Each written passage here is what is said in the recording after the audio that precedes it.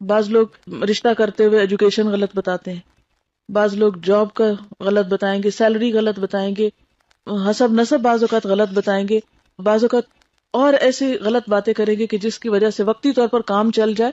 और फिर होता क्या है, जिस ताल्लुक की बुनियाद ही झूठ पे पड़ रही हो, जिसकी गांव वगैरह में तो यहाँ तक रिवाज होता है कि किसी के मांग तांग के जेवर ले जाते हैं, शो ये करते हैं ये सबको हम डाल रहे हैं, और फिर शादी के अगले ही दिन मांगने लग जाते हैं। अब वो लड़की जिसको नहीं पता होता ये मेरे हैं या किसी के, एक दिन दिया जाता है और अगले दिन छीना जाता है, और इसी छीना झपटी में एक दूसरे के दिल जख्मी किए जाते हैं। ऐसी जिंदगी में लुत्फ क्या है?